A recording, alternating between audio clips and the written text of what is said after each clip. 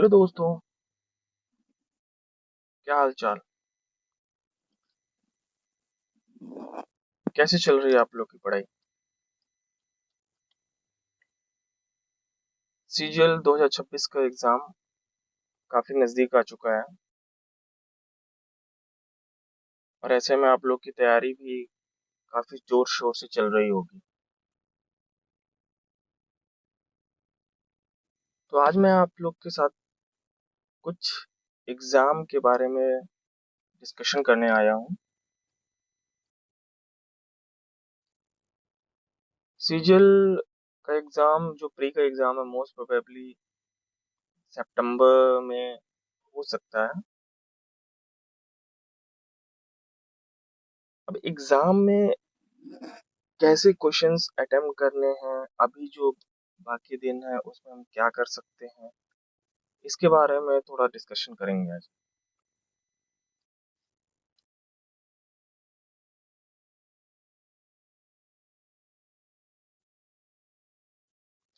सबसे पहले तो प्रिपरेशन तो काफी पहले से आप लोग कर रहे होंगे, लेकिन अभी भी हमारे पास काफी वक्त है जिसमें हम अगर कुछ ऐसे टॉपिक्स हैं जो हमसे छूट गए होंगे हम उनको कर सकते हैं। सिलेबस को कंप्लीट करना बहुत ही जरूरी, क्योंकि कोई भी टॉपिक अगर हम छोड़ देते हैं तो हम ऑलरेडी पीछे हो जाते हैं बाकी लोगों से। इसलिए हमें सिलेबस को पूरी तरीके से कवर करना है, और जो लोग कई सालों से प्रिपरेशन कर रहे हैं उनके लिए तो सबसे ज़रूरी है कि जो नया पैटर्न आया है, जो एडिक्विटी का पैटर्न है, पिछले 2-3 सालों से जो क्वेश्चंस वो पूछ रही है उनको कंप्लीट करना सबसे पहले बहुत ज़रूरी है। अभी हमारे पास कम से कम 4-5 हफ्ते हैं जिसमें हम अपने आप को इस पैटर्न से काफ़ी, इस पैटर्न के थ्रू जितने क्वेश्चंस इम्पोर्टेंट हैं उनको प्रैक्टिस करना बहुत ज़रूरी है। क्योंकि अब तो सेक्शनल टाइमिंग भी हो गई है। सेक्शनल टाइमिंग होने की वजह से काफ़ी चेंज हुआ है। इसमें एक चीज़ मैं बताना चाहूँगा कि जो न्यू कमर्स हैं उनके लिए बहुत ही अच्छी अपॉर्चुनिटी है, क्योंकि जो पहले से जो ऑलरेडी जॉब में हैं, जो ऑलरेडी सेलेक्टेड हैं, वो भी एग्ज़ाम दे रहे हैं, और जिनका नहीं भी सिलेक्शन है वो भी एग्ज़ाम दे रहे हैं। लेकिन जो नए हैं वो भी अपने आप को लैक, मतलब ऐसा ना समझें कि उनके लिए अभी ये टफ हो सकता है या अभी टाइम लगेगा। तो उनके लिए सबसे अच्छी चीज़ ये है कि पैटर्न चेंज होने की वजह से और सेक्शनल टाइमिंग होने की वजह से सभी लोग लगभग एक ग्राउंड पे आ गए हैं। तो सबसे पहले जो एडिक्विटी का है उसके क्वेश्चंस को सॉल्व करें, सभी को देखें, क्योंकि पैटर्न समझना बहुत ज़रूरी है। किस टाइप के क्वेश्चंस रिसेंट एग्जाम से पूछा रहा हो, सिर्फ सीजीएल ही नहीं, हाल में जो भी एमटीएस का हुआ हो, सीएचएसएल का हुआ हो, वो सारे एग्जाम हम देख सकते हैं। उसको करना सबसे प्रायोरिटी होनी चाहिए। दूसरी चीज, जो भी आप पढ़ रहे हैं, जो आप पढ़ चुके हैं, उसको उसका रिवीजन करना बहुत जरूरी है। वैसे तो रोज ही थोड़ा थोड़ा करते रहना चाहिए, लेकिन वीकली उसको हमने टाइम बना लेना चाहिए कि हम उसको, ये चीजें जो हमने पढ़ी हैं उसको रिवाइज करें।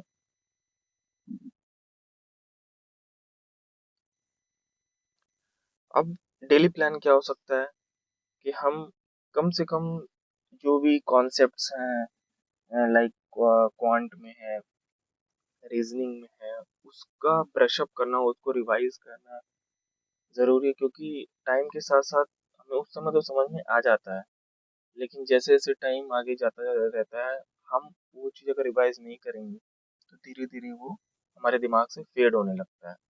और फिर यही होता है कि वैसे भी हमारे पास सिर्फ 15 मिनट्स हैं, तो अगर हम उसको रिकॉल करने में, उसको सोचने में लगा देंगे तो हमारा टाइम काफ़ी वेस्ट हो जाएगा। तो इसलिए रिवीजन करना, ताकि वो आपके एकदम दिमाग में रहे कि जैसे ही बस उससे रिलेटेड कोई भी क्वेश्चन आता है तुरंत आपको स्ट्राइक करें। और मॉक मॉक मैं सजेस्ट करूंगा कि अगर आपको बाहर का देना है तो किसी जो वीकली लाइव टेस्ट होते हैं उनको दे दीजिए। बाकी जो आप डेली दे रहे हैं उसमें आप प्रीवियस ईयर को ही रखें। ज्यादा इधर उधर करना, जैसे कि अभी ये सोचने लगता है कि मैंने तो मॉक किया ही नहीं, मैंने उसका मॉक नहीं किया, मैंने उसका मॉक नहीं किया, तो सबसे अच्छा है, क्योंकि वो भी उन्हीं में से क्वेश्चन निकालते हैं और इवन कुछ ऐसे क्वेश्चन डाल देते हैं जो आपको डिमोरलाइज कर देंगे। तो बेस्ट जो मॉक होता है वो प्रीवियस ईयर का है। तो आप किसी भी प्लेटफॉर्म से प्रीवियस ईयर के मॉक्स लगा सकते हैं। प्रीवियस ईयर के मॉक का मतलब सिर्फ ये नहीं कि फुल टेस्ट ही लगाने हैं, आप अपने हिसाब से, क्योंकि बहुत लोग क्या है कि रोज रोज वो बड़े बड़े मॉक करना फिर उसके बाद कॉन्सेप्ट्स को रिवाइज करना उतना पसंद नहीं करते, ना कर पाते हैं।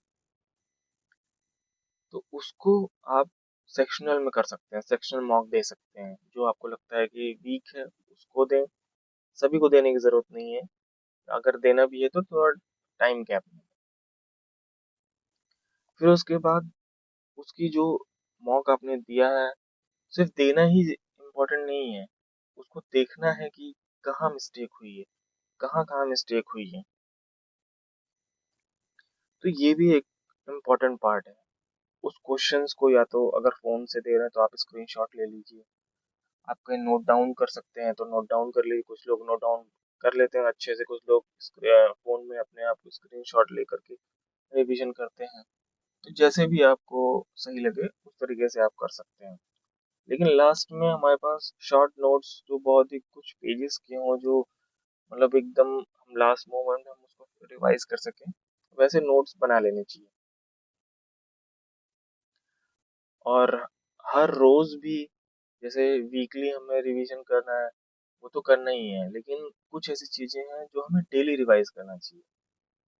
कुछ ऐसे फॉर्मूलेज हैं, कुछ ऐसे कॉन्सेप्ट्स हैं जिसको हमको डेली थोड़ा थोड़ा देखते रहना चाहिए। तो डेली देखने से वो फिर हमारे माइंड में एकदम स्ट्राइक करके, जब भी हम कोई उससे रिलेटेड कोई क्वेश्चन हमें दिखेगा तो तुरंत स्ट्राइक करेगा।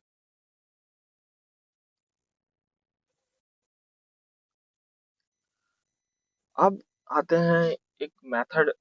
ऐसे कोई ऐसा पर्टिकुलर मेथड होता नहीं है, लेकिन मैंने इसको ऐसे नाम दिया था, रिडक्शन मेथड। जो ज्यादातर करंट अफेयर हो गया, जीके के कुछ टॉपिक्स हो गए, और इंग्लिश, सबसे ज्यादा इंग्लिश के लिए, इंग्लिश की वोकैब जो होती है। तो बहुत लोग ऐसे होते हैं जो हर चीज को नोट डाउन करना, नोट डाउन करके, या इवन के लिए बुक में भी सबको मार्क कर देते हैं और फिर उसका रिवीजन करना बहुत मुश्किल हो जाता है। तो उसके लिए सबसे अच्छा है कि जितनी बार, क्योंकि देखिए वो कैब तो कई बार करनी पड़ेगी, कई बार रिवीजन करना पड़ेगा।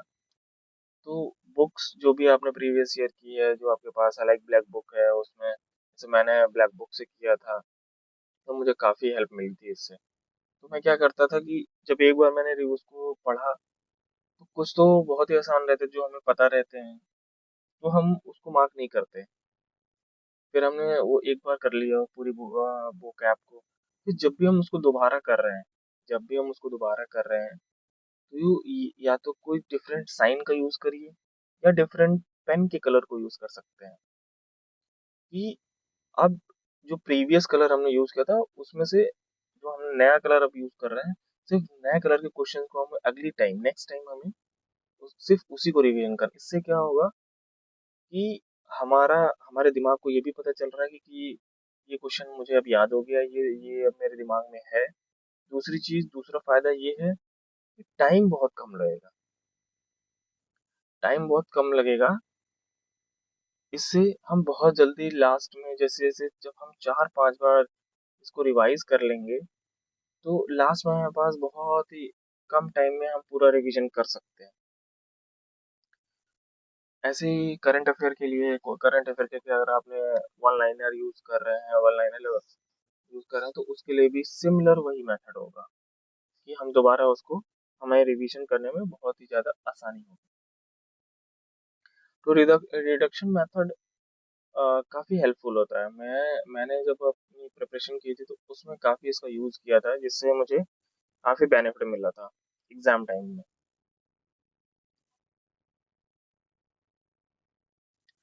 अब एग्जाम के जिस दिन हम एग्जाम दे रहे हैं, कैसे हमें क्या करना है,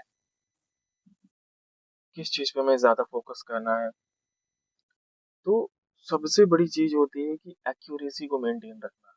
कई लोग अटेम्प्ट्स 90 90 कर लेते हैं, 95 भी कर लेते हैं, लेकिन जब आके अपने आंसर की चेक करते हैं या जब रिजल्ट आता है, स्कोर शीट आती है, तो पता चलता है कि मेरे 20 गलत हो गए हैं, मेरे 15 गलत हो गए हैं। तो ऐसे में हमें सिर्फ मार्क नहीं करना है, हमें देखना है कि हम कितना एक्यूरेट कर सकते हैं। लास्ट में अगर दो चार क्वेश्चन में आपने किया है, गेस किया है, तो वो चलता है, क्योंकि ये जरूरी भी है। क्योंकि आजकल जो जीके में क्वेश्चंस भी आते हैं, उसमें सभी को वो क्वेश्चन पता नहीं होंगे, लेकिन ऑप्शन से कुछ ऐसा हमें लग सकता है कि ये ऑप्शन तो हो ही नहीं सकता, या इवन एक ऐसा पर्टिकुलर उसमें ऑप्शन दे देंगे जो थोड़ा अलग सा होगा, तो चांसेस हैं कि वो सही हो। तो इसलिए, लेकिन अब वो ये नहीं कि अब सभी में आप लगा दो, जरूरी नहीं कि वो सही ही हो। तो इस वजह से एक्यूरेसी बहुत ही मायने रखती है एग्जाम टाइम में। और अब तो और क्योंकि सेक्शनल टाइमिंग्स हैं, तो एक्यूरेसी भी, क्योंकि हमारा माइंड भी उस तरीके से सेटअप करना पड़ेगा कि हमें 15 मिनट के अंदर ये क्वेश्चन करने हैं, तो प्रेशर भी बिल्डअप होगा। अब एग्जाम से जस्ट पहले वही चीज मैंने आपको बताई कि जितना कम आपके पास मटेरियल होगा, उतना अच्छे से आप रिवाइज कर पाओगे, इसलिए रिडक्शन मेथड वहां पे बहुत ही यूजफुल होगा। इस चीज को, अब ये कंसिस्टेंसी की बात करते हैं। कंसिस्टेंसी मतलब ऐसा नहीं आज किया कल नहीं किया, फिर परसों किया, फिर कुछ दिन किया कुछ दिन नहीं किया, तो ऐसे में नहीं। आपको कंसिस्टेंट रहना पड़ेगा, उसको उस चीज को लगातार फॉलो करना होगा, तो ही आपको उसका बेनिफिट मिलेगा, तो ही आप एग्जाम में अच्छा कर पाओगे। टाइम मैनेजमेंट तो टाइम मैनेजमेंट का हिसाब ये है कि आपको सेक्शनल टाइम मैनेज करना। पहले ये होता था कि 1 आवर का टाइम पूरा मैनेज करना है, किसको क्या देना है, आप तो सब जगह बराबर हो गया है। तो यहाँ पर सबसे बड़ी दिक्कत उन लोगों को आएगी जो आएगी या आ रही होगी, जो लोग पुराने हैं, जो अपने मेथड से 1 आवर के मेथड से करते थे, तो उनको थोड़ा स्विच करने में प्रॉब्लम आ सकती है, लेकिन फिर भी ये मैनेजेबल है सभी के लिए, फिर ये सेम हो जाएगा। आ, नए लोग के लिए तो सब उनके लिए बराबर है, कोई उनको इतना ज्यादा दिक्कत नहीं होगी। तो जाहिर सी बात है कि ये सारी चीजें हमें फॉलो करनी पड़ेगी, ताकि हम एग्जाम में अच्छा स्कोर कर सकें। अच्छी तरीके से सारी चीजों को देखना, एक कंसिस्टेंट मैनर में चीजों को करना, ये बहुत ही जरूरी है एग्जाम के लिए। इवन सिर्फ एसएससी एग्जाम्स नहीं, रेलवेज वगैरह में भी लगभग ऐसे ही, बस उसमें एक इंग्लिश का सेक्शन है वो अलग हो जाता है।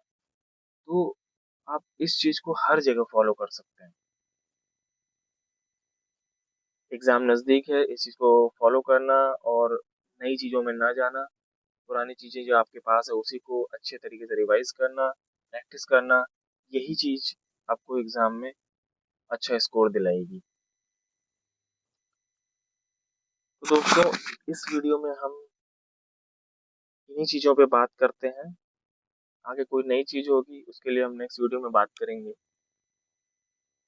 Till then, bye bye, take care and have a nice day.